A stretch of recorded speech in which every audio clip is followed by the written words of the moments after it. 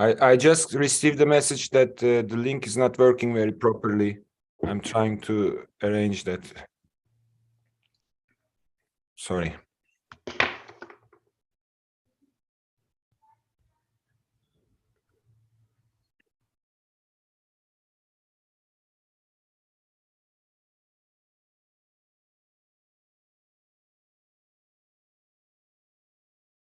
Here, YouTube.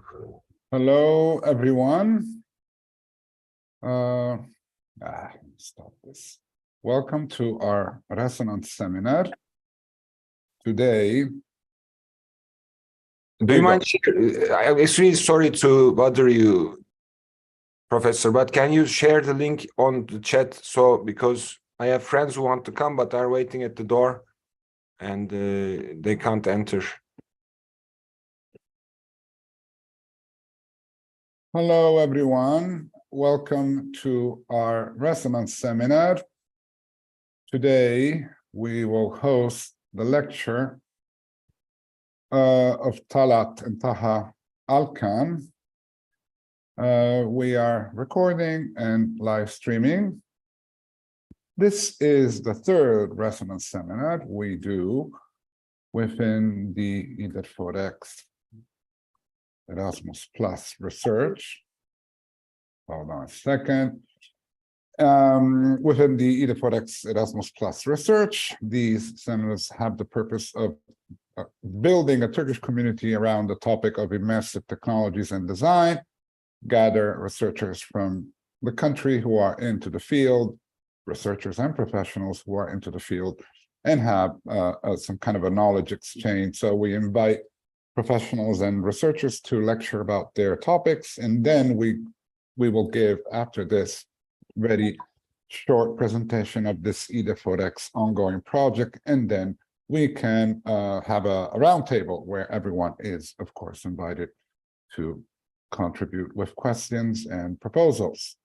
So thank you very much, Talat and Taha Alkan, for being with us today.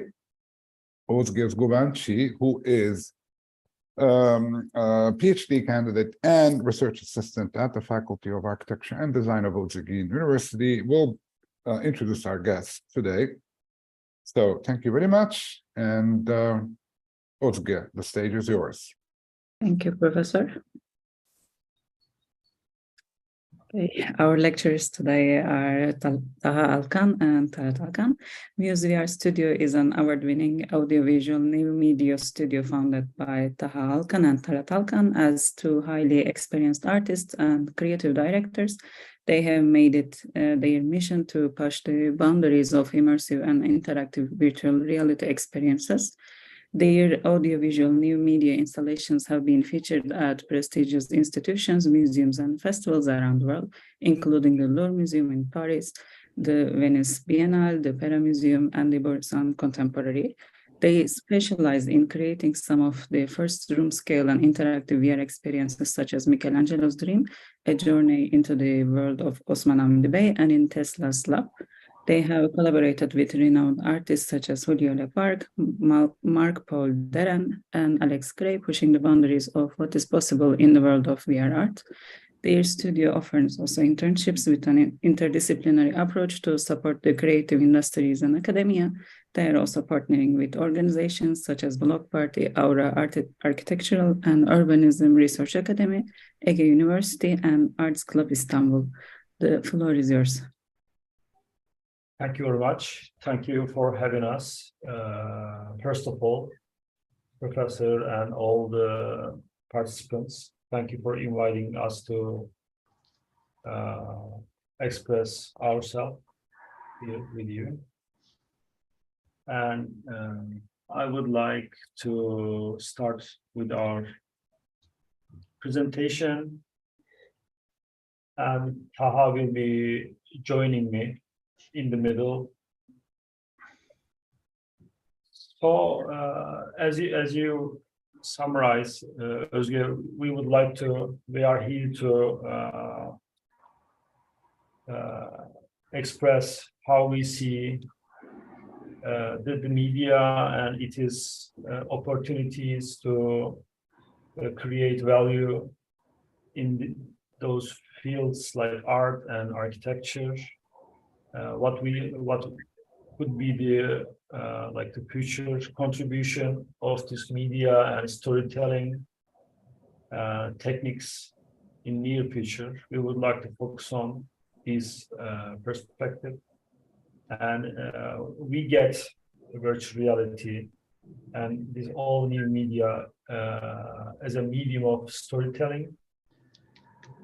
So our overall wide perspective will be this, and we believe this new way of storytelling will bring a new paradigm, and we started to think about it just after we experience this media by ourselves, and the felt virtual reality made us. But shortly, I can say we started our journey with new media, thinking with computer and graphic interfaces since our childhood. So we will partially tell the evolution of ourselves as creators, how we changed in the time, and how the media and the storytelling is changing. We will try to summarize in this presentation, and our presentation is an open one. It's open to discussion and open to contribution. So please feel free to cut in the middle and make your own contributions.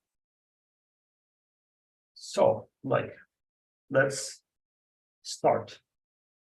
And this is like how we see, like we live the industrial, we have been living the industrial age, and right now we are living the information age, and how companies and the bigger economical structures are moving. It is important. The macroeconomics always matters for us.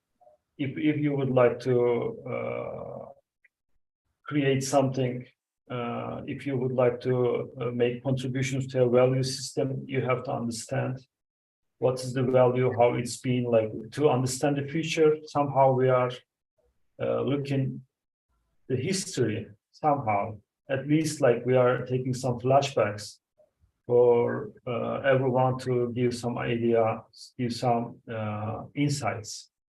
So like this example on the left from 37, it's a company, family company, Toyota, and they come from the textile industry. And as you know, right now they are in the automobile industry right now. And they have a future prediction on like smart cities. So they are on an evolution, and they understand the like spirit of the time, like how we see the spirit of the time as creators. It is important because the industry is always they stand on the decision maker position. So I would like to highlight that they made some changes on their strategies. Like they were on silk weaving industry, they were on fabrics, textile. So they came to automobile. Right now they are thinking about like smart cities. They keep their existence, but with different functionalities, different field of activities. And the picture in the middle, you can see it's a rice cooking machine, some kind of like kitchen robot or whatever. But it's a part of Japanese culture, you know, the rice. And this product is the very first product of the consumer electronic company Sony. They started with this rice cooking machine, and right, as you know, like especially those who are older than 30, they know what Sony did and what Nokia did. They made a good history. They created nice electronics for mass And the company on the right and top, they are Samsung. They also started with fresh fruit, vegetable, and fish. So, in short, they were somewhere. Right now, they are somewhere, and of course, in the future, it will be somewhere. The story will take us somewhere. So we will try to position us in this short presentation and a short meeting where we are going, like where our travel is moving. It's another milestone for us. I'm putting aside all those popular discussions and the like markets and all everything, but blockchain technology is a way of accounting or like keeping the records of financial data. So we take it as an innovation in case of account, like the financial record system and the transaction system.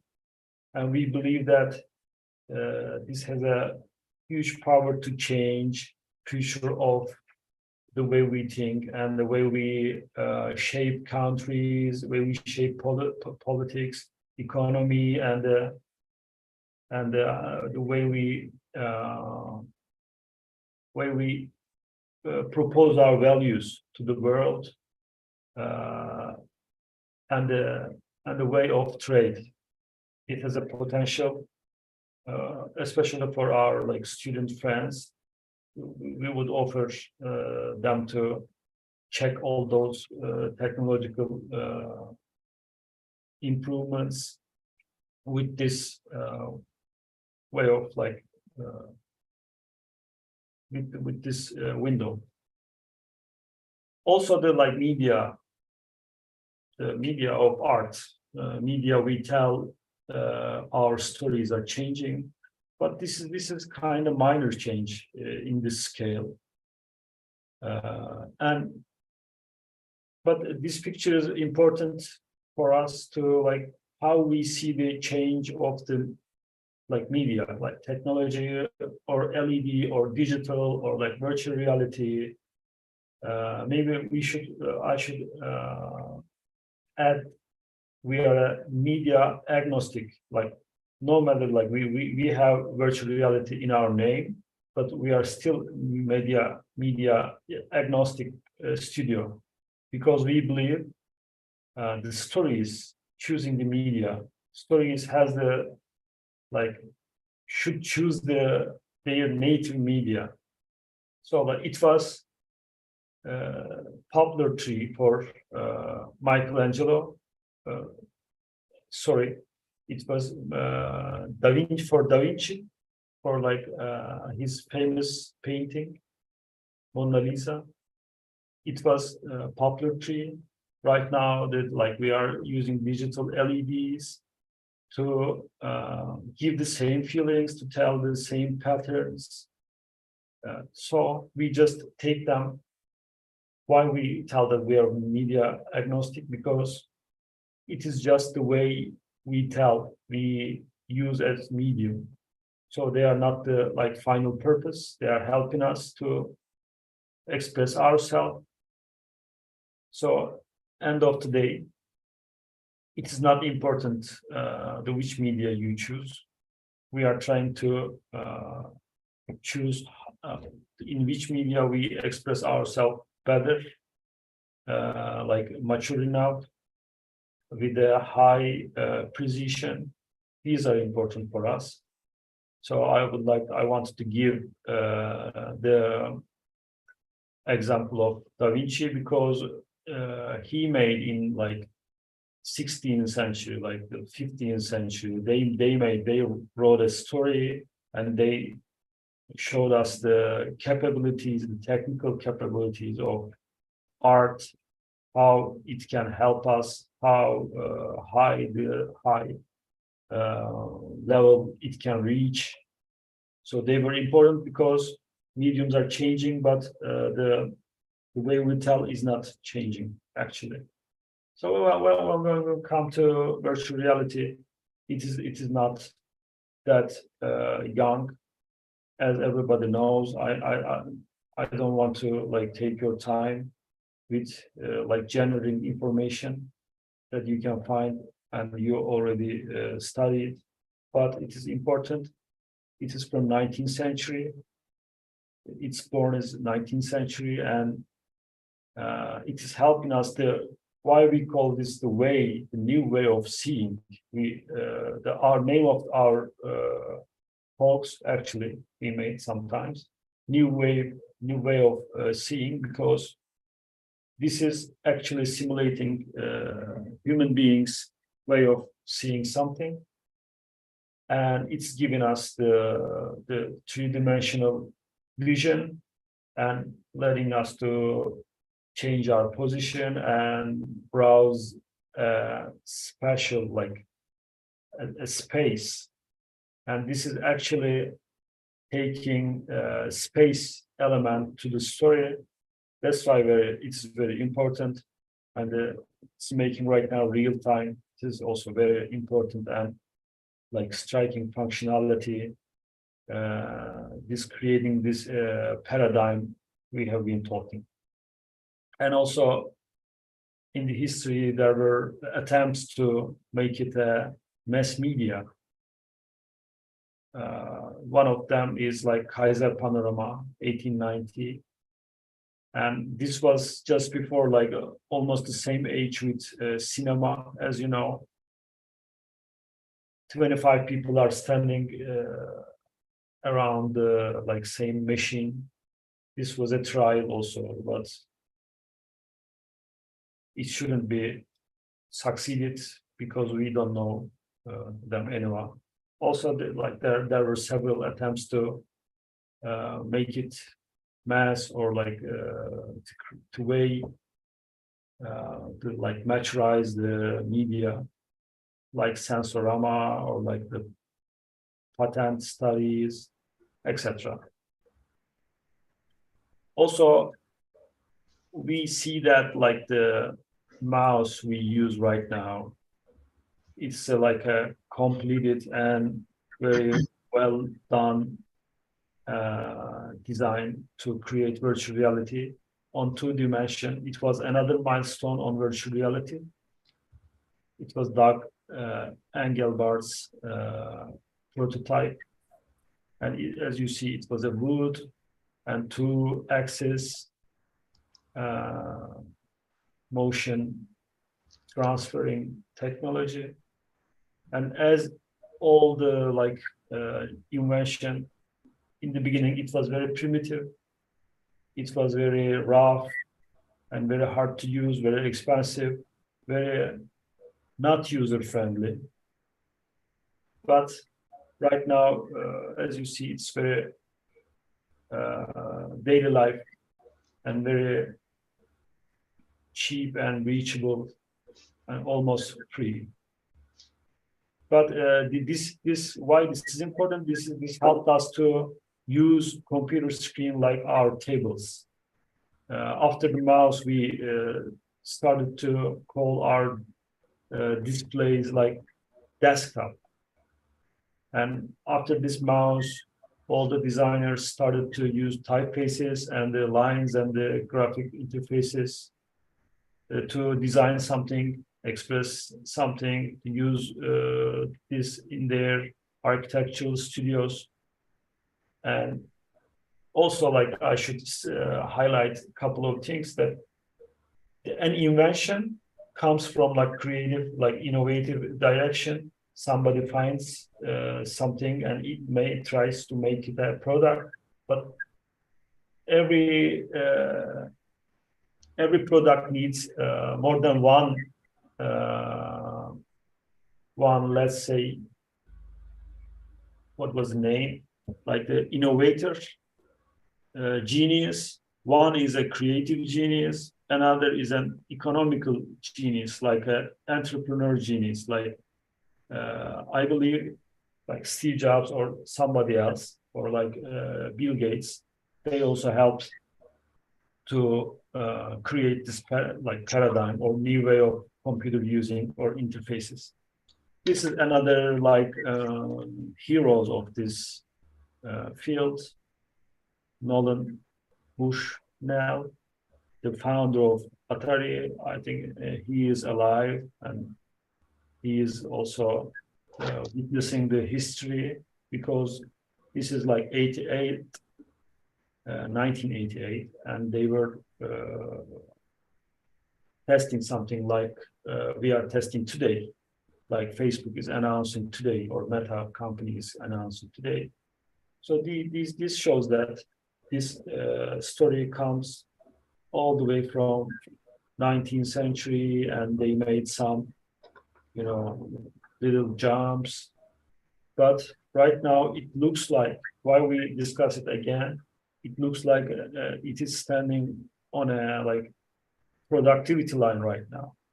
It can mean to the mass, to academia, to entertainment, to architecture, to many other industries, and to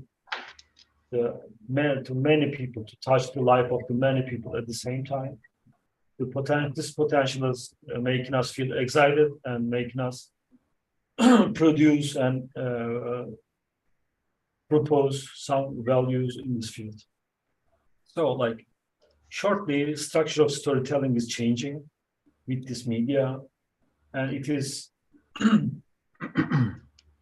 as we know, it has the same structure since Aristotle, introduction, the climax, or the entrance, the main and the main body and the result, or the five leg structure, introduction, rise of action, climax, return, or fall, and the catastrophe, or the final, or in the Turkish, as we know from the Turkish cinema, happy end, or an unhappy end, etc. But it's changing right now, completely, let's say, more diversified and complex and different structure, as we are familiar from the game industry. Interactive narratives are different, more democratic. We see the story graph of the Bandersnatch, Charlie Brooker, as you know, from the Black Mirror. This was also an attempt to make interactive media, adapting interactive media to the mass media on on a cable television platform. And on the academic part, shortly we should mention about Edgar Dale's article from 1969. What we remember after 2 weeks from something we read, we just remember the 10% of what we read, 20% of what we hear, and 30% of what we see, blah, blah. We remember 90% of an body locomotion included experience, doing drama, presentation, making a video, creating an animation, making a robot. Also, I believe this virtual reality is fitting into this group, because we are using our body and audiovisual senses, and we are being a part of a story and interacting. And as we follow from the field studies, because we witnessed the very first steps of virtual reality of many people, and after meeting them later, we have seen that some memories are getting loose, but the first virtual reality, or the places you experienced in virtual reality, These are more permanent and they are keeping their existence. So this is a new way of like styling information or transferring information. This is important. So like shortly what we do, we are trying to storyfy, like make narrate the information in a good fashion, like because we always try to keep the like scientific data live and the like historical data. We would like to keep them real as much as we can. So to let representation to be real enough. And we do this in art and architecture, and last 2-3 years we started to do this in fashion and in other industries. Also, we tried to do this. We gave some little products. So what we really do is we are into like immersive and interactive storytelling. We try to like figure out, like discover or like practice this new way of storytelling and this new way of like grammatic,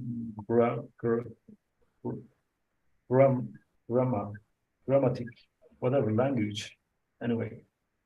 So like let us mention some little more about the experiences, virtual reality experiences we are trying to do and we created.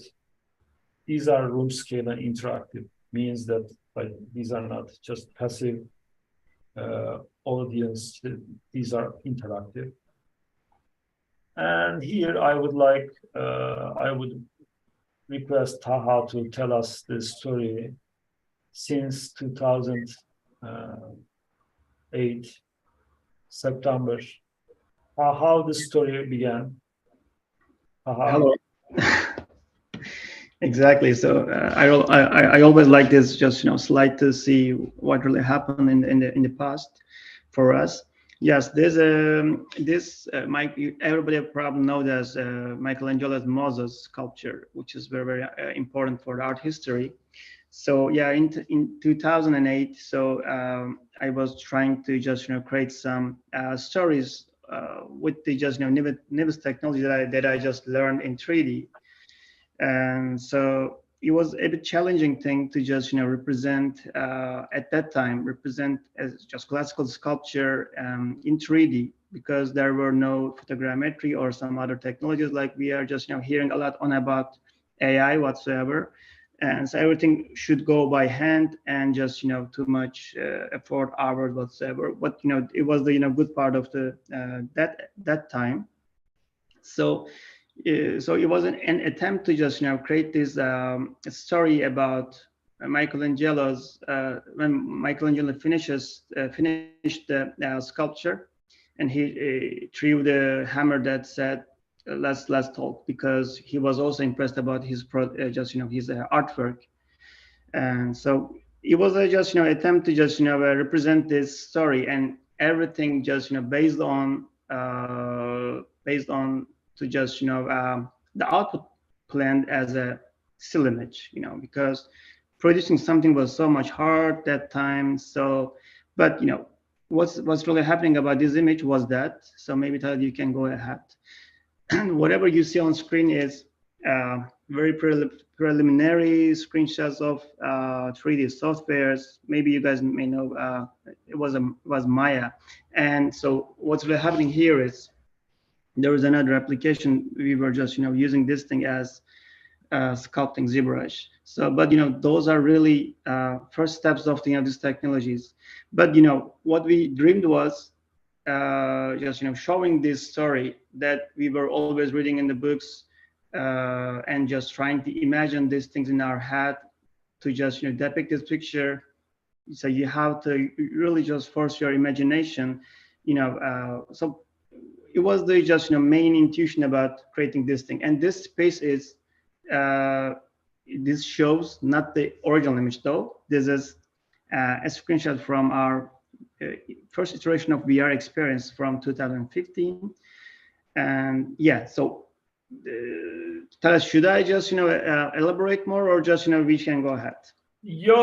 Taha, maybe you can tell about like the space, how you create it, and if you want to give some more details, you can outline them.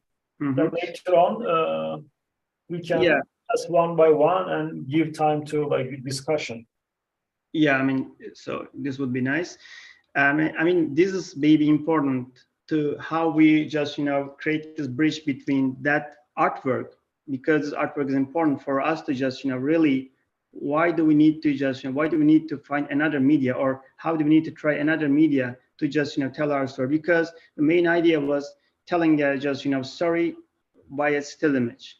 So it was because the fashion at that time, and there was nothing else that you can go, maybe video, but so that image was on the shelf long time. So, and whenever we just starting developing on VR technology, and just we immediately thought that, okay, I think we can go into this space that we created a long time ago in 3D, and let's do that. It was the main just bridge, and it was very important, and it was also a trial for us, because it was our curiosity that what we are going to feel, because eventually we would like to just make this just feeling to just pass over for other people. Are you going to share a video to that? Yeah, Taha, maybe better we see video, because it gives more, like we always share stills, give some like space feeling.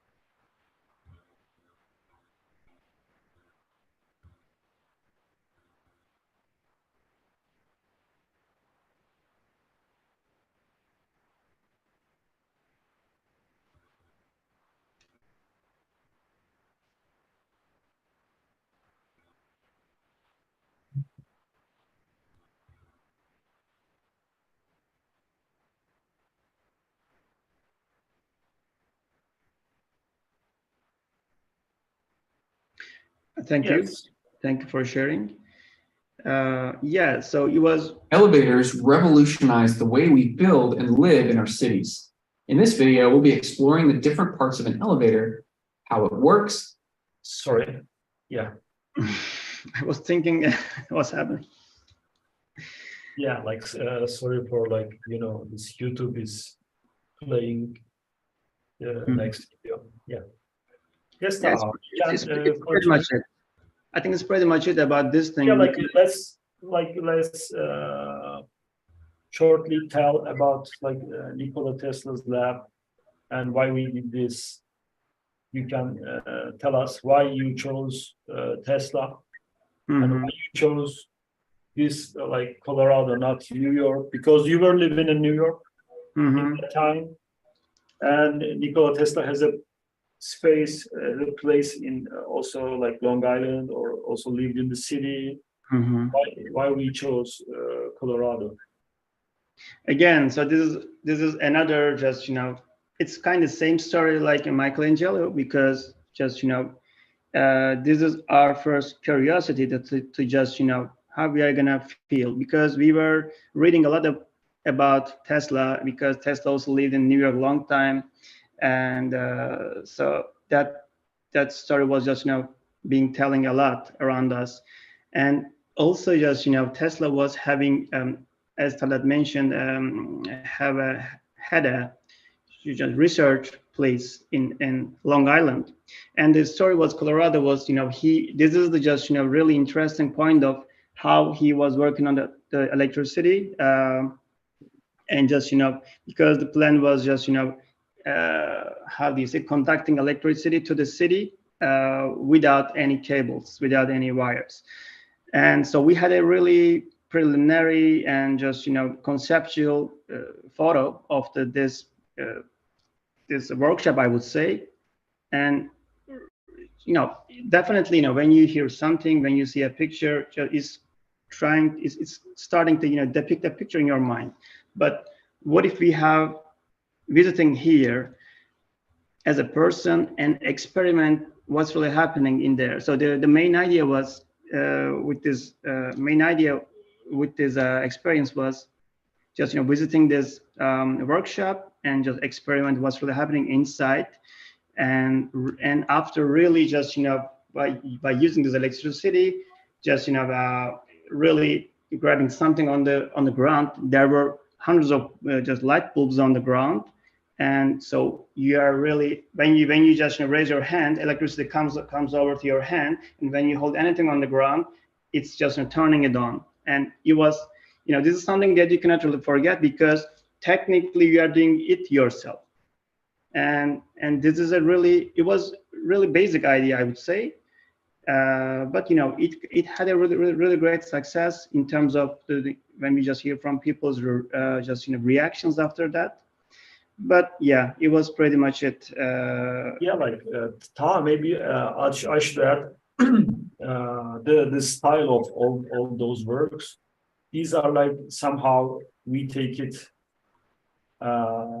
like a new the novelists, the writers, and the filmmakers, and the we are, I think, on the same path. They're all narrating something. They are all moving on documentation and adding some little more imagination. And right now we have a new play field interaction. So we are also trying to invent all those opportunities to tell better stories to humanity. So this is making us feel excited. And these are all fruits of this wheel, I think. The next one, we worked with, this is somehow our very first living artist collaboration with the Rimari, famous painter, maybe you heard. He's a professor also. He has a academic side, but he's telling one frame city stories, like Istanbul stories. And as you can see the picture in the middle, he has monochromatic and the line style, way of telling his stories, and he's very successful in his own style and very famous. And also he had some abstract, which I like more, paintings. And we had a new case study. We have a new challenge in front of us, because right now there was a living artist, and there was a how can we create a story from all those artworks, and to how can we discover the world of this artist, because he's already 80 years of art full life, and he has a world. So how can we contribute? What can we add? What can we give? Because it is quite a completed design, quite a completed career, and it is very, very dangerous, risky to touch such kind of mass of artworks. So we started to make a research and spend some time together with Professor Erbil, and we came to a result. Taha, you want to say something on this picture or our Devrim Erbil experience? Yes. Maybe you can give some like you can describe the new experience, what we did, what it was. Yes, Talat really summarized really nice because, you know, working with an artist with a great success and fame, and just, you know, the product is already so successful. So when you try to interpret anything like that, it's being a bit just, you know, really, not a bit, it's really hard. It's really hard to do something like top of this thing, but, you know, in a different media, which means that our first challenge was how can we just, you know, tell the story, make the feeling by using the technique that artist has, and how can we interpret and differentiate to just, you know, create another visual out of it. It was kind of just, you know, a bridge again between new technology and the classical style for the just, you know, from the artist. And yeah, so we just, our tools were kind of limited, but just, you know, we tried to create this this world. You know, we artist is really just, you know, using lines so successfully, just lines and just, you know, the color values. So we tried to mimic something like that, but we also tried to create something out of it totally different, because you were able to go anywhere you want, and just, you know, and we try to create another algorithm, which means, you know, you cannot see the same thing when you try after another person, because we made a live, just, you know, changing algorithm. So, you know, nobody can see the same visual exactly. It's always changing itself. And just, you know, one angle to other angle, you experiment something else. We just try to create some diversity on like just, you know, the top of this idea. But, you know, it was an interpretation by using this thing, and it also just, you know, had a good success. And just, you know, because just, you know, the rather than just, you know, doing something exactly what we have on the just, you know, an amazing artwork already that done by the Devrim Erbil. So creating something out of it in a different media, in three-dimensional, it was just, you know, it was like that. Yeah, like maybe to sum up, it was a like both experience. As we know, vapur, şehir atları vapuru, like the ferry, like city ferries of Istanbul, which is quite joyful and a part of an Istanbul silhouette. And we wanted people to live the experience of this silhouette in our like dreams and like in Erbil's pictures.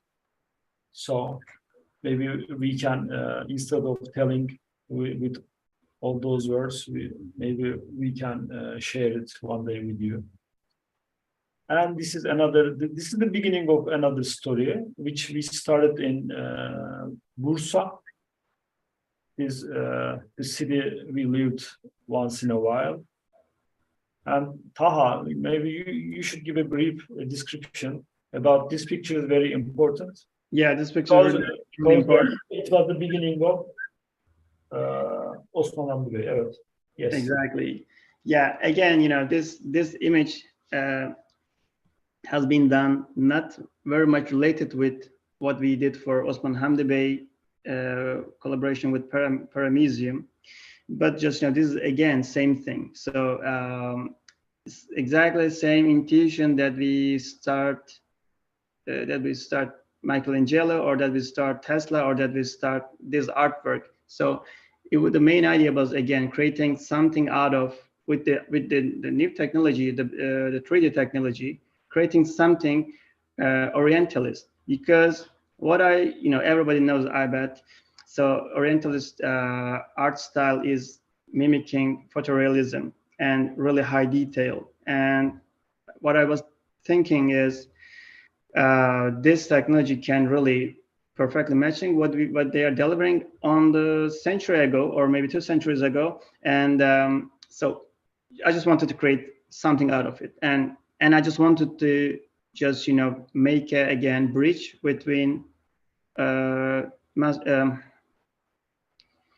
Hamdi-Bey's painting. So it was kind of just not not completely attached to what we did for VR, but this is how the story began. Yeah, like Taha, maybe I should highlight this parallel pattern between like Michelangelo and this work of yourself. They were in the beginning just two-dimensional, like one frame, still images made out of like three-dimensional scenes, right, Taha? Yeah, exactly. Yeah, like and both those stories, because why virtual reality became very important and very amazing, interesting, striking media for us, because Taha already was in the field and already trying to do something before virtual reality became like room scale and like interactive. Right, Taha, maybe if you want to tell, you maybe later you can keep telling about this, but this is important, I wanted to tell.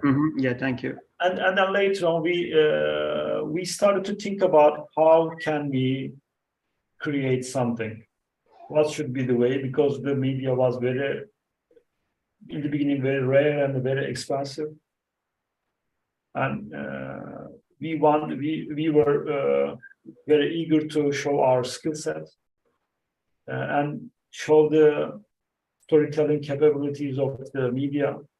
So we went to Pera Museum and tell about our idea, and they helped us to create Osman Hamdi Bey, and these are very first references we started to work on.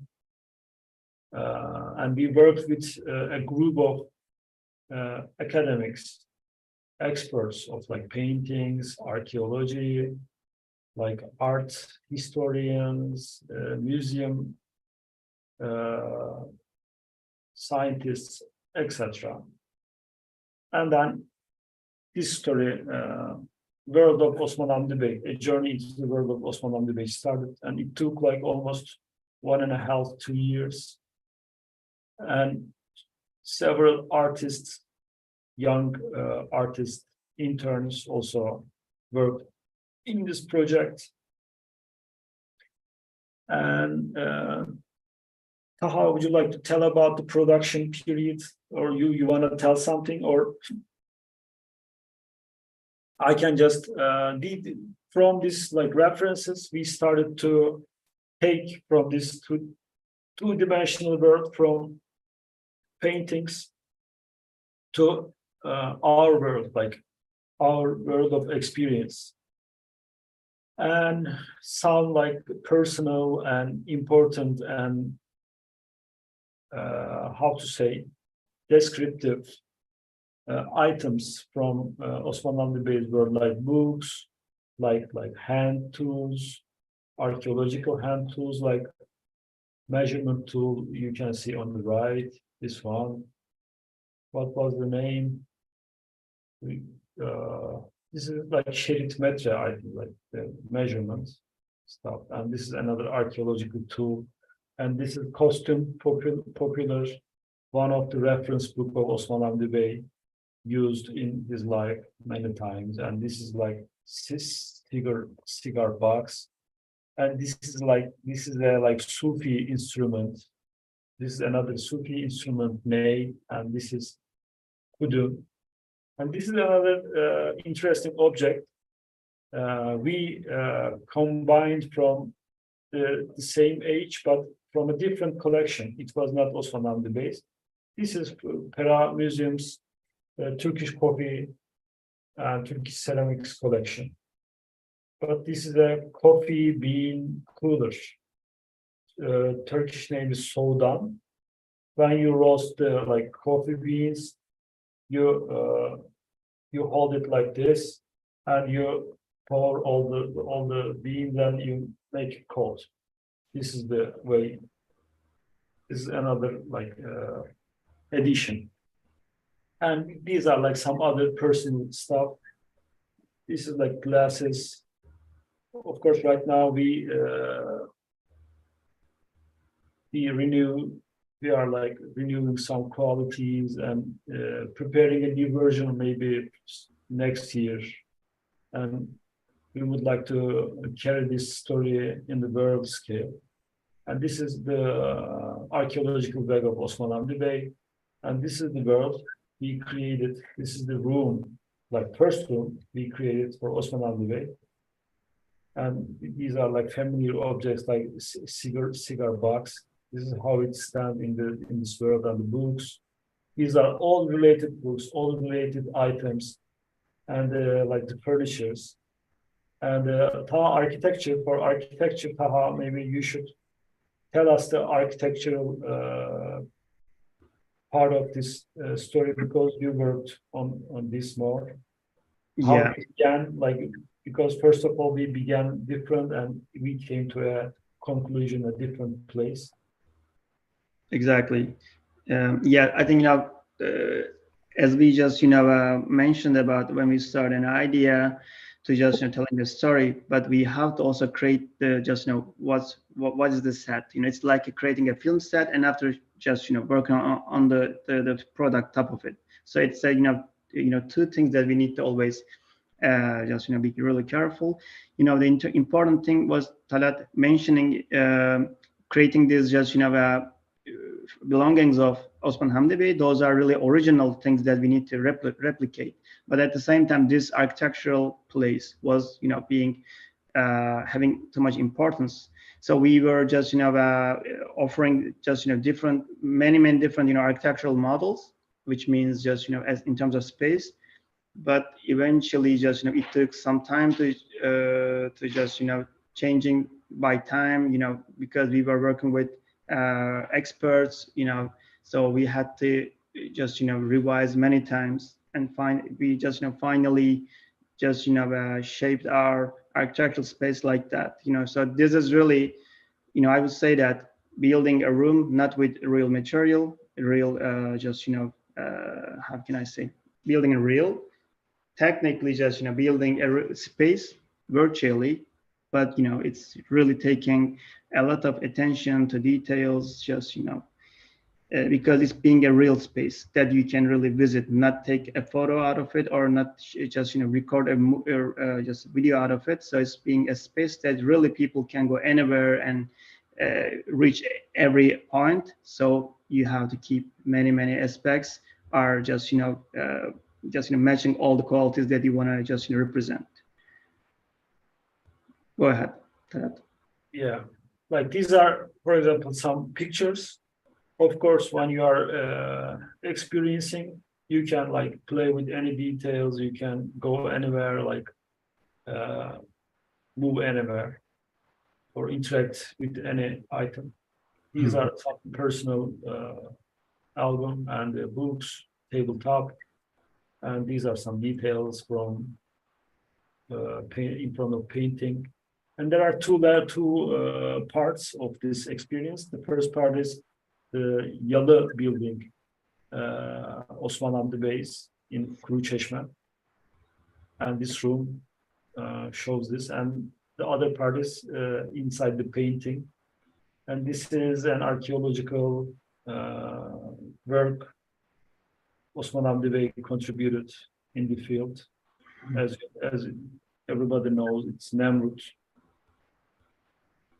And like we started to exhibit this in Pera Museum in 2019, May 21. Almost like, 4 years. It's incredible. It's still there. If you would like to visit, weekends, I think Friday and Saturday, they have like in front of the painting, they are exhibiting in the same space, Osman Hamdi Bey section. You can go and visit and experience, and you can watch our trailers because to see other details. we have like some other paintings of Osman Hamdi Bey from the collection of Osman, like Pera Museum, and some other items from different collections, which are sharing the same spirit of time. And this is like part of like league, let's say. Taha directed. We are working on like more realistic and more cinematic. You can see the like glasses in the beginning, like here, just to make the comparison. You see the glasses here, and right now we have a like more human, like a not a meta-human, but this is a more realistic Osman Hamdi Bey model is joining us in the next version. So we are working on it. And these are like also Osman Hamdi Bey and Kaplumbağa Terbiyecisi, Master of Tortoise. Tortoise Trainer. Tortoise Trainer, two different characters in the experience. So we see him in two different roles.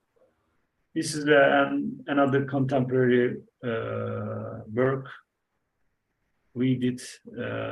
We worked with Mehmet Sina, our artist friend, and this was an exhibition this year, actually. Like, no, it was 2022. It was like October, I think. It was in Anılar Gallery, and he will open up in somewhere else. You can follow and you can see nowhere. It's another nice story that I should keep it as a secret before you see. Maybe you just go and discover yourself. And we also, on the way, we met with, but how is our time? I would like to ask Mr. Kamitz or Mr. Seda, are we good on time, or we should, because I asked you to give us like 40 minutes. I think already. Well, you can take a few more minutes. Okay. If needed, yes. Okay, thanks. So like Taha, you can summarize like your Alex Gray story. I mean, maybe we can just summarize NFT's story. So this is just, because, time, when the time goes after we are, so just NFT just is emerged, and just, we did some collaborations with just famous artists, because just, we have been already working with just Alex Gray. He's a really famous artist around the world, and also really famous in America. So we were just, doing artworks together and interpretations of his artworks in terms of NFTs. So this is showing that. So we did out of his famous painting Monochord. So we created a video, and just, it was an NFT. And so then we kept going on doing similar creations. So maybe you can just, yeah, like Taha, also like Taha, maybe I should tell that he's a kind of like new kind of like Renaissance artist, I can say, because he's an architect and he's sculpting also, and also painting. I don't know, he's not writing poems, but I think these are enough for himself. This is the sculpture he made, like for Alex Gray, and you made it real, right, Taha? Yeah, it's real 3 meter high sculpture. So we just did the 3D the design of sculpture out of And this is another sculpture. You can see like these are designed digital, but became physical. So it's not matter for us, but usually there is a like distinction. People distinct like this is digital, this is not real, this is virtual. No, this is not. These are all the same. These are like forms, different forms with different materials. And this is a little example of the product. And this is another, we should skip to focus on like architecture more. And these are other like textile, like the fashion studies, like works, let's say we made like NFTs. We made like this is the first industry first, let's say for the textile industry, we created a metaverse, but a real metaverse for Anadolu. But let's came to, we should come to the like stage, the idea.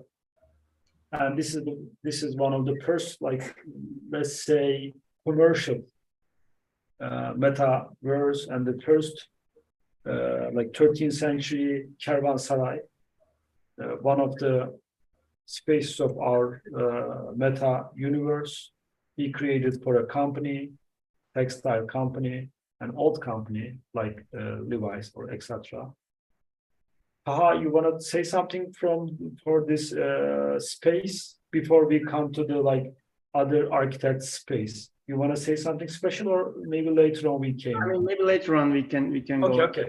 Also, like these are the first avatars we made for our world, but the idea bring us here.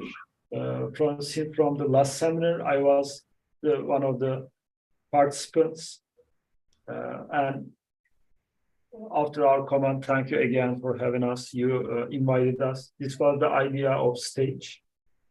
This was an idea of Taha because he felt the need of stage in his student time.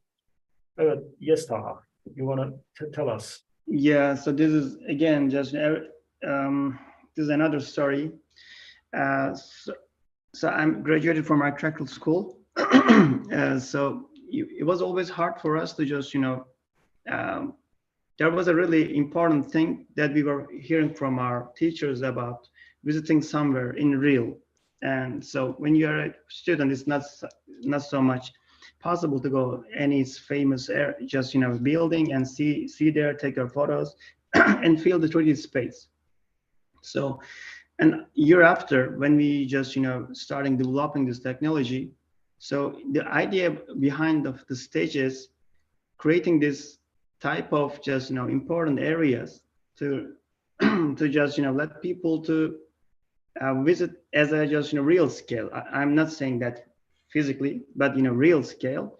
You're able to just visit any environment that you created, and just being there with your friends and just discuss about architectural details, discuss about feeling, discuss about some other things, whatever you want. But it was the main idea behind of this just product, I would say. Yeah, like maybe I should tell about, we have some access in this. We have some access. We are trying to realize. So some of them we already did, but we wanted this experience to be ready to use for example, a PhD lecture. In case of precision, in case of realization, in case of like photorealism, because an architect or an academic or no matter if you come just for the visit, you need to see all the details, all the real textures, all the right scales, all the right light simulation, etc. This was one of the first thing we tried to take care. Also, we wanted to give the story and documentation of the building for like enthusiasts, academics, designers, and we wanted to give the best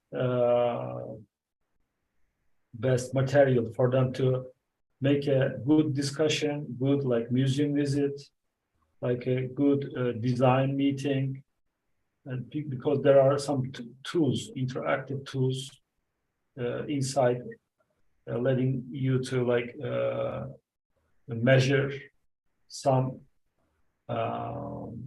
places, and you can snapshot, you can like create annotations in the air.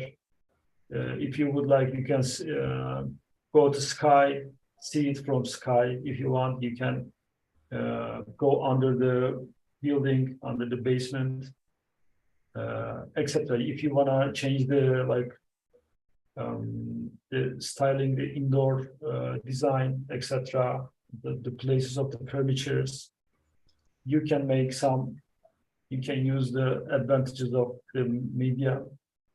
We would like to give all of them to create the right content to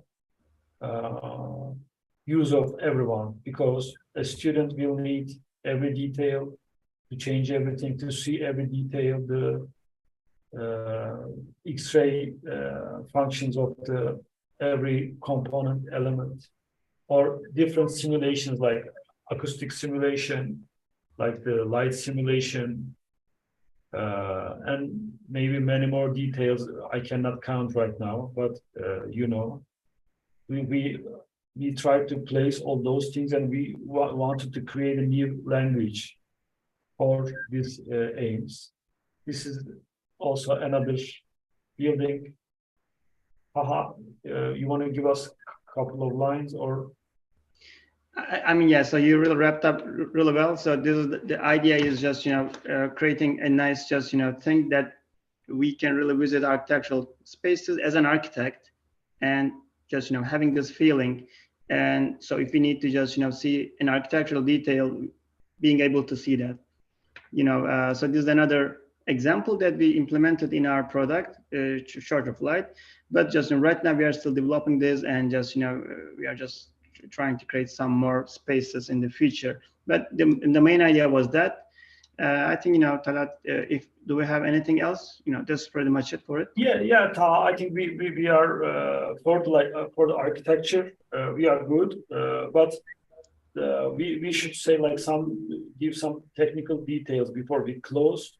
You are able to join, for example, this meeting in the like architectural metaverse from your computer, from with your virtual reality glasses, whatever you have, because we know that we don't have enough glasses for everyone to make experience possible for everywhere right now, but maybe in the future we will be able to create leave this meeting.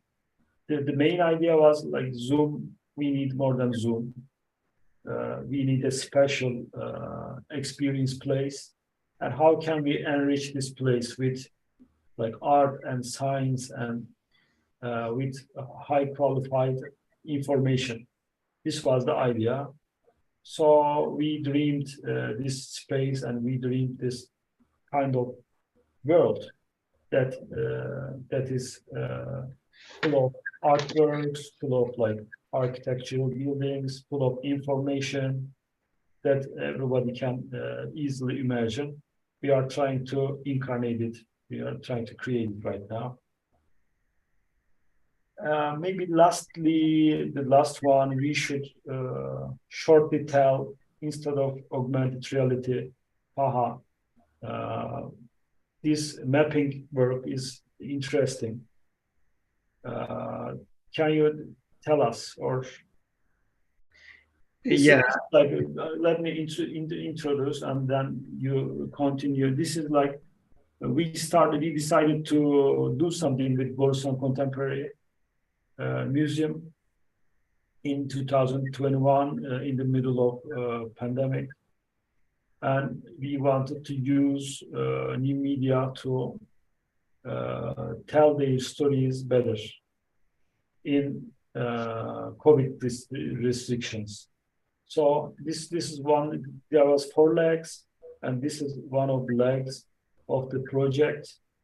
and we use the facade or like the balconies of the building to reinterpret the South Korean photographer Blue Moon's fish play work. You can see here. Yes, Taha. Yeah, Talat, you really explained really well. So it is interpretation of just another artwork into another media. This is what I did for that we did for this just this project. Maybe you can scroll down.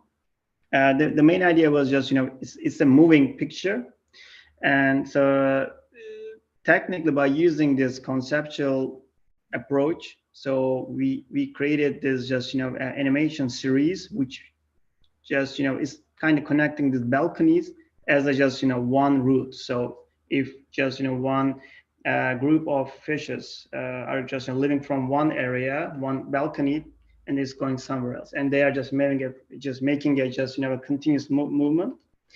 It was a really interesting project for us to just create anything out of it. But yeah, it was something that we really enjoyed a lot. I think yeah, like we are done like that. This is like lastly the AR application we made in the same project, and we put like paintings, like 12 different paintings. In 2 years, we used like 24 different paintings in 2 platforms like iOS and the Android platforms. This was a mobile application, and this was one of the screen captures and the like artworks we placed in Istanbul from Balta Limanı to like Bebek and all those like to Kuruçeşme, 12 different points. Yeah, like I think we used our time and we gave like a summary of the things we are trying to do. So if you have questions, we would like to answer. If you have comments, we would like to hear. Thank you very much. Yeah. Now we can pick a few questions and then move on to the second part. Anyone would like to make a question or comment, just turn on your microphone, speak up, please. I would like to ask a question. I'm very curious which platforms you used for the Para Museum work you did with Osman Hamdi. Did you use Unreal Engine or was it 360 panoramic just rendered images? No, this is a real-time environment. So so that it's nothing is baked into a 3D image. So you definitely create 90 frames per second image out of a game engine. Okay, so it's not a video; it's mostly a game file. Yes. It's Okay. yeah, Nothing we have shown here was a game like a 360 video. Yes, yes, very impressive. I like your work very much. I think you are the pioneers and showing us a lot of directions of how we can do things. Especially your work with museums are very impressive. And very nice to have you here. I'm very proud to have you here and share you with my friends. Thank you. Thank you for having us. Thank you very much for your nice words. Thank you. Anyone else?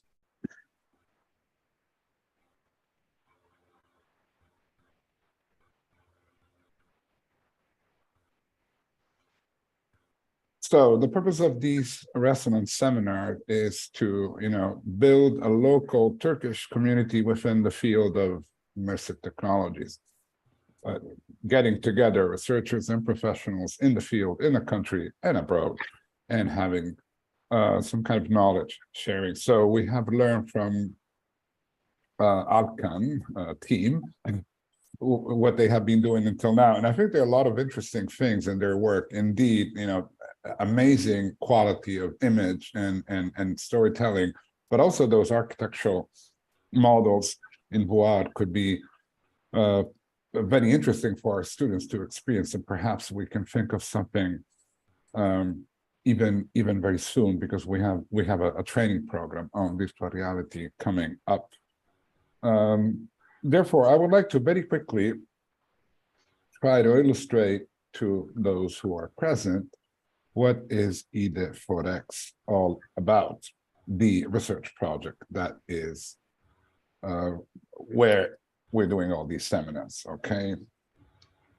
So IDE4X stands for Immersive Design and New Digital, it stands for Immersive Design for Excellence, but all over, Immersive Design and New Digital Competences for the Rehabilitation and Valorization of the Built Heritage. It is an Erasmus Plus funded project, and you can see there below all the partners. The leading team is that of Warsaw Polytechnic, and then we have AACCB, we got More, Centoform, University of Madeira, University of Ferrara, and Ozigi University. It is a 3-year project, and we have been working now for 1.5 years, almost, no, 2 years, more than 2 years. Even though the pandemic in 2021 and 2 created some issues. There's a website, which is this one. You can even, if you wish, take the QR code and reach the website very quickly. From there, you should be able to get to access all the contents of our research team, including the YouTube channel, which is not the same channel where we're streaming now, and the Facebook group. What is IDE4X? IDE4 Excellence intends to digitalize and modernize the construction sector by updating skills and competences through an inclusive approach to the built environment within using new digital technologies and the combination of key enabling technologies, virtual reality, immersive interactive experience, and 3D modeling. Within the objectives, we would like to upgrade and innovate the existing training programs within the field of design, widely intended, so architecture, engineering, interior design, and so on, with up-to-date immersive design methods and tools. So these immersive technologies seem to come out of the gaming sector. But now, in this very moment, we're introducing those technologies within the training programs of the faculties of design. And we would like to improve the teaching experience within the training of architecture and engineering within the introduction of immersive technologies. Of course, being an European project, one of the aims is increasing the cooperation among educational institutions within the European Union and outside of the European Union.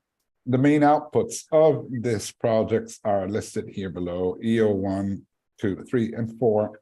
The first one is a comparative research on Vuar technologies, applications for the rehabilitation and valorization of the built heritage, which is finished.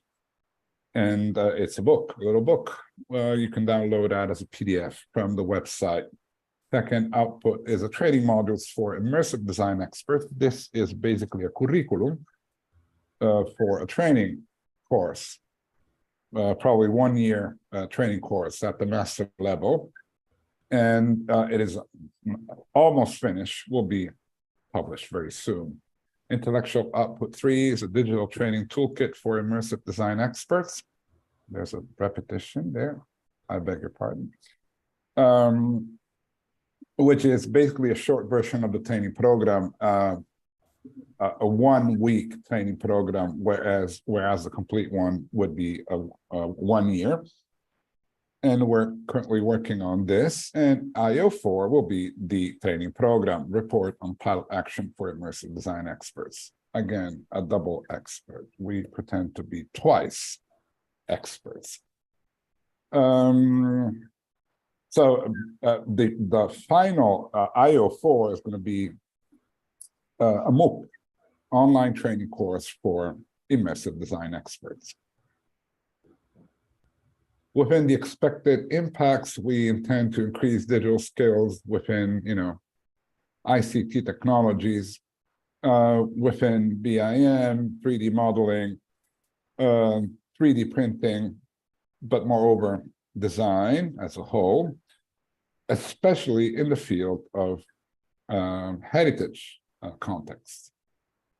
Innovative teaching and training approaches by using immersive technologies within, our training programs, open source and open access of all those resources that will be available for free on the internet for students who are interested. And within the finalized outputs, we have this booklet, Green Practice for the Project Management, which you can download at that link, but it's within the website. You can find it quite easily as a PDF.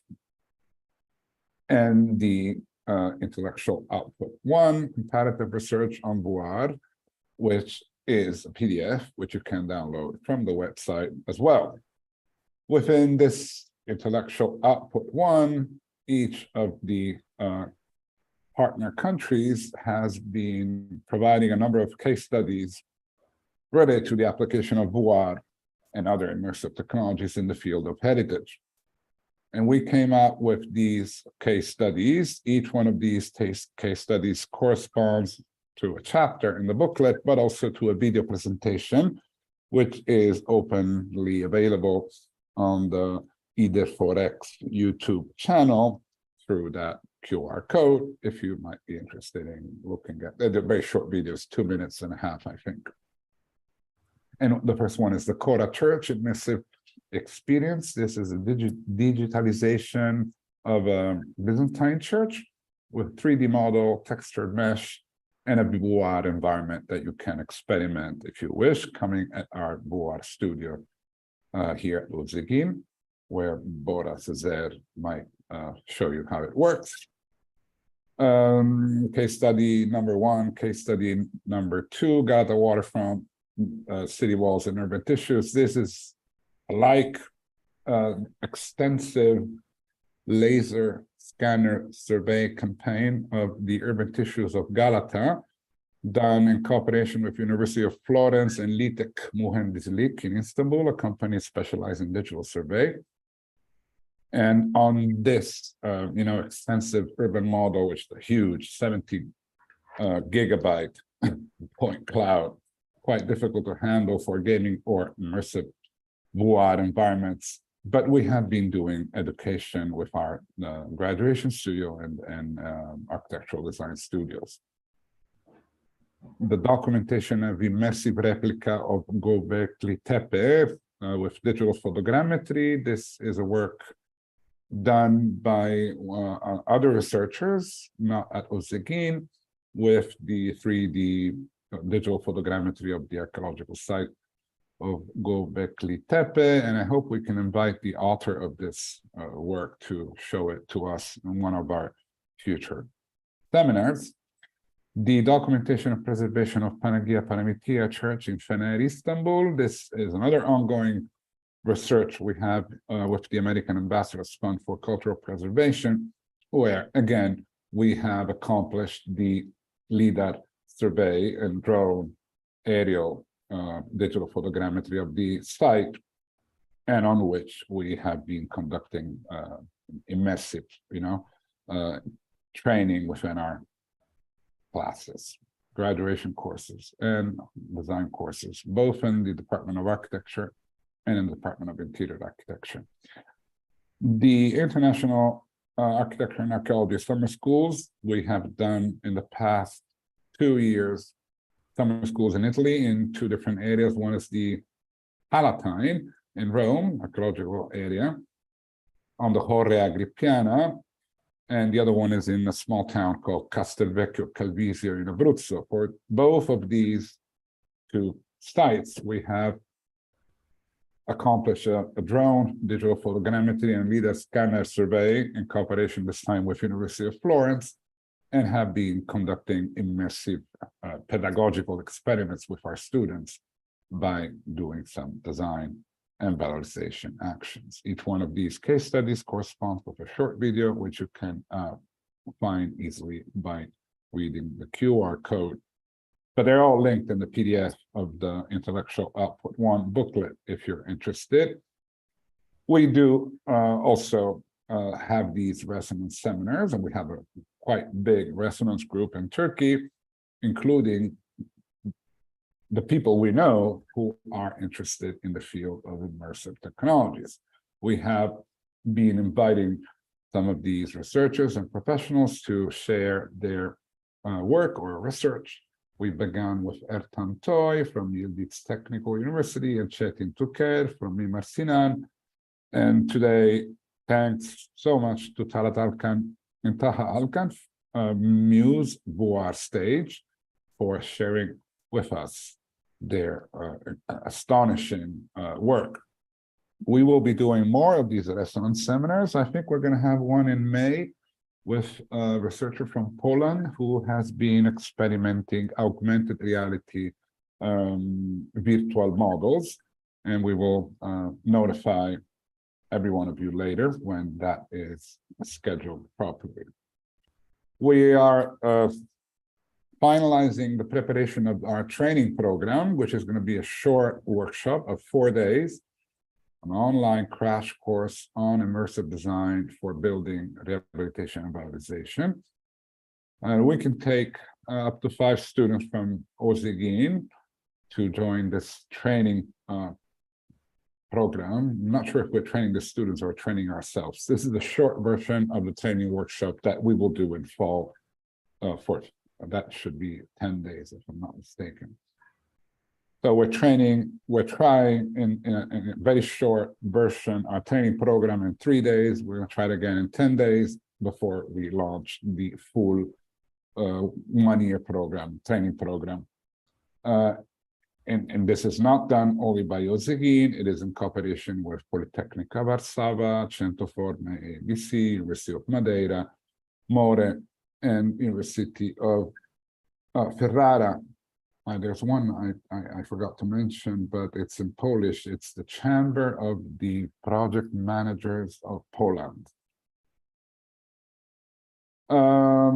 Within our short version training program, we will give very brief notion about the 7 training modules that we have designed within our program. Immersive technologies and tools, that's module 1, digital surveillance CAN to BIM protocols, module 2, module 3, immersive technologies for design and heritage contexts, that's perhaps the core, module 4, immersive technologies for construction, operation, and maintenance in heritage contexts, module 5, soft skills for renovating buildings with digital tools, module 6, green and sustainability skills, module 7, managerial and financial skills for digital heritage protection. So the entire program is going to be a 1-year program master course, but in our 4 days training, we will have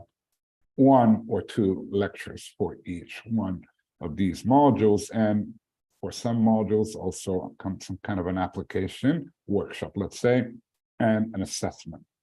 Students participating in the program will receive a certificate and the corresponding credits if those credits are given by the university. We would be very glad if you take a few minutes to fill in the survey related to the EDA4X project through that link, which I'm going to share with you in the chat in 1 minute when I'm done. And you can find the link to the project website over there. I'm going to share that with you also, and the Facebook group that you're welcome to join if you're interested in this topic, and the YouTube channel of the EDA4X In this moment, we're not live streaming on the IDE4X YouTube channel because that does not belong to us, but we're streaming on the DRUM Dynamic Research on Urban Morphology YouTube channel, which belongs to us. So that is all for the presentation of the IDE4X. I'm going to share with you these links, and please take 2 minutes because we need to include these reports, surveys within our application, our reporting to the European community. We need to provide feedback. There you go. So if you could please fill in let me do this again. Fill in the survey. It takes 1 minute. It's 3 questions. You can do that in a few seconds. And moreover, I'm going to share the other links for you if you're interested in joining our group on Facebook or following the YouTube channel or downloading the documents on the website. Thank you. At this point, we're supposed to have a round table, so anyone is welcome to speak up.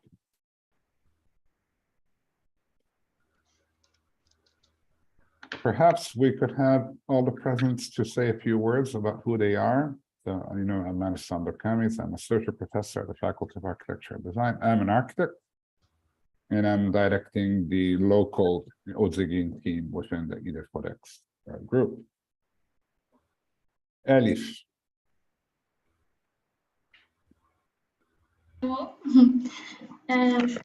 I'm Elif Aktaş Yanar. I'm interior architect working at Özyeğin University as a research assistant. I'm doing my PhD at the Istanbul Technical University Architectural Design and Computing program.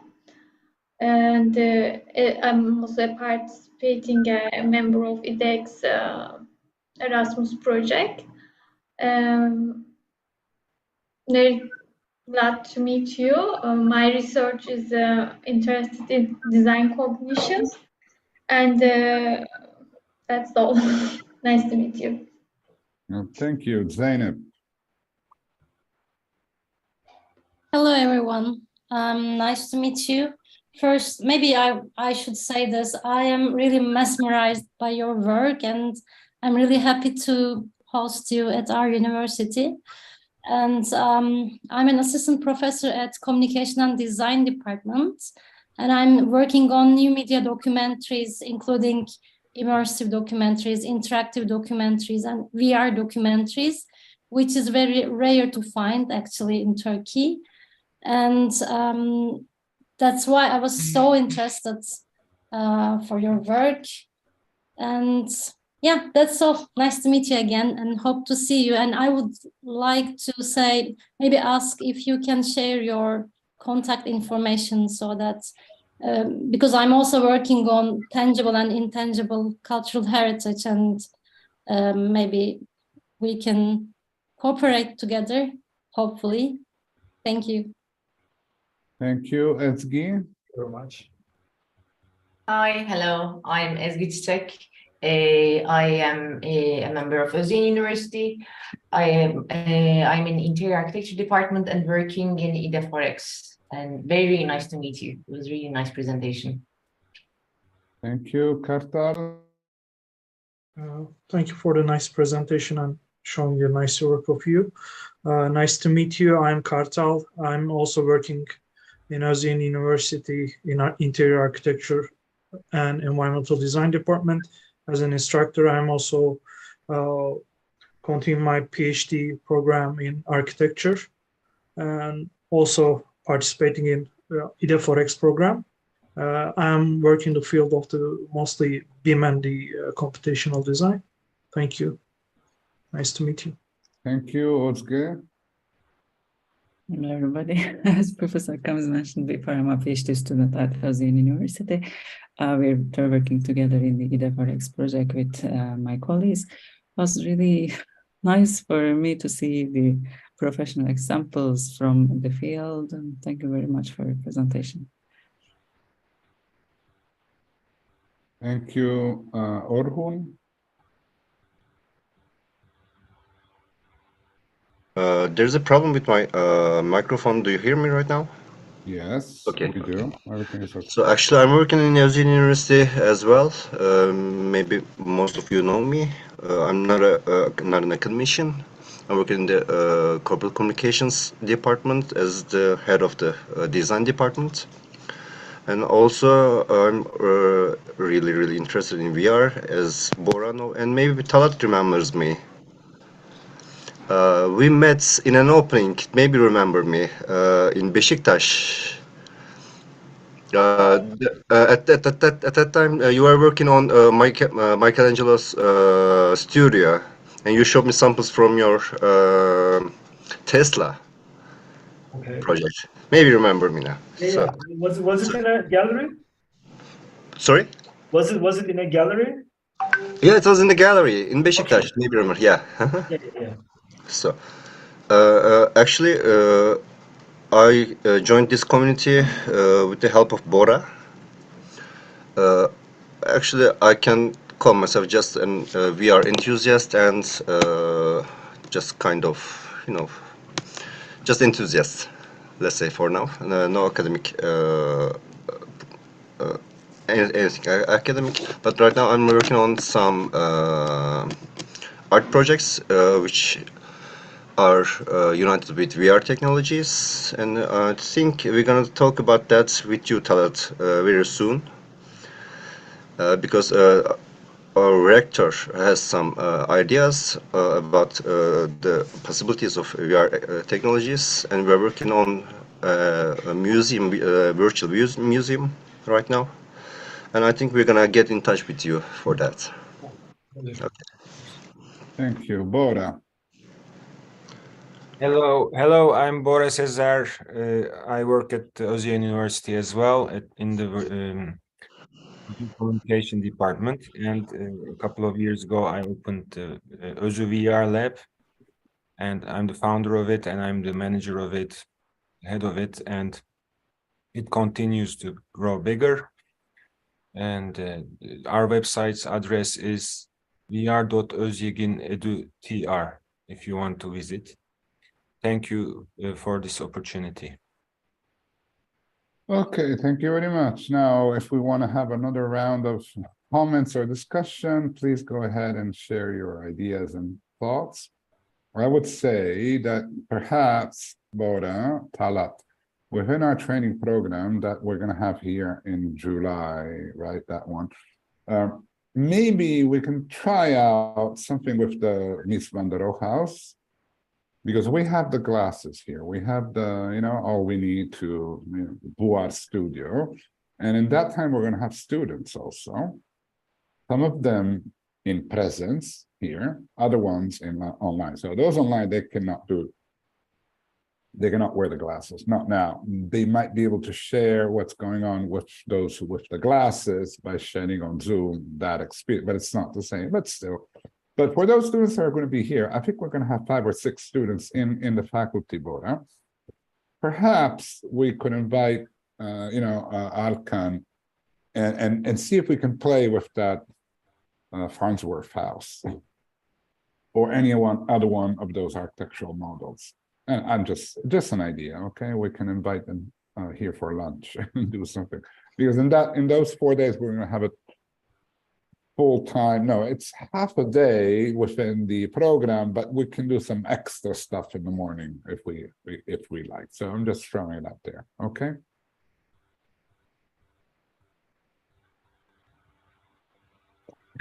I would like to ask if we can experience your experiences, virtual reality experiences anywhere on the internet, such as the Steam platform, or is it possible? Right now we are all offline, but preparing something to be online soon. Okay, it's best if I go to Para Museum then. Of course, anytime.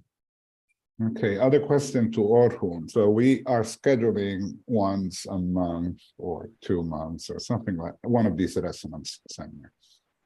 So if you or any one of your team, virtual museum, that stuff would be interesting in proposing, 30 minutes, 45 minutes like this presentation on what they're doing, what they wanted to do, what they will do, or whatever within the field of immersive technologies, that would be very nice.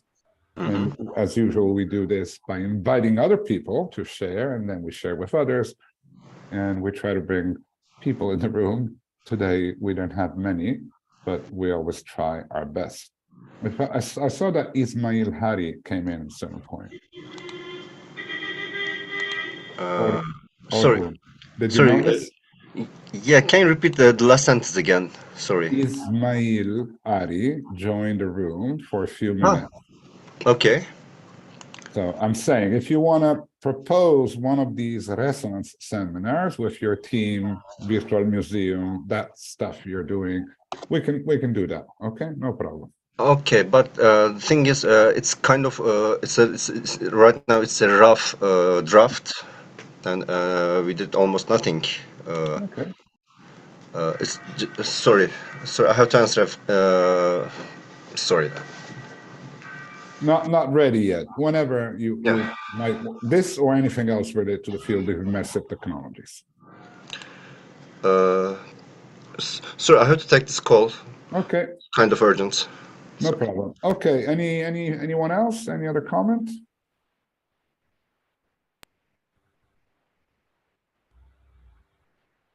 So Alkan, would you like to wrap it up? Yeah. From our side, it was a pleasure to be with you. Thank you again for having us. And I think this is the second time we visited once Özü VR lab. Maybe the student friends invited us. It was like a couple of years ago, I think. We visited your campus, and it was nice to see all those people are quite inside. They are all inside the field, and they are developing academically and also they are producing new things. It was a pleasure to share with you and hear from you. Thank you. Yeah, thank you. Okay, so thank you very much. Please fill in the survey, everyone. Take 2 minutes. It's 3 questions. You can do that in 45 seconds. And I think we're going to send an email to everyone with the live streaming if anyone would like to see again what happened today. And we will be announcing our next resonance seminar, I think sometime in May. And then for July, we can talk with Talat or Bora, okay? I think it would be a good idea. Have one VR, architecture VR, workshop. We take 5 students, we let them wear the glasses. We bring them in Muse van der Rohe house, or any other space. Yeah, from our side, it sounds really good. We would like to see how it feels in the field, taking feedbacks from student friends. Yeah, I got a question about that. How do you climb the stairs? If with VR. Yeah. How do you climb the stairs? So you teleport yourself to other platform. So you're teleported. You don't walk up. In VR, yes. So because if you try to just it's not physical. You cannot really walk. So this system is the best. So you select a point as a next spawning area. So then you appear there. So if you want to go somewhere, it is a system. But on desktop, you're able to use the keys that you can really walk, as I just I know how it works, but I'm trying to say that the Muse van der Rohe is on different levels. So you got all these steps going up and down. It's teleporting. You click, you move, right? Okay, thank you very much. We will be in touch and talk soon. Orhun, whenever you have time, let's have a coffee. When are you gonna be in the school? Always. Always. Okay, I Unfortunately- remember. Okay. I'm gonna call you. I'm gonna give you a call. Okay. Unfortunately, I'm always here, so. Okay, you're trapped. Thank you. Thank you. So Thank we you. thank you as well. Thank you, Alessandro. Thank Yeah. you. Bye-bye. Bye. Bye. Take care.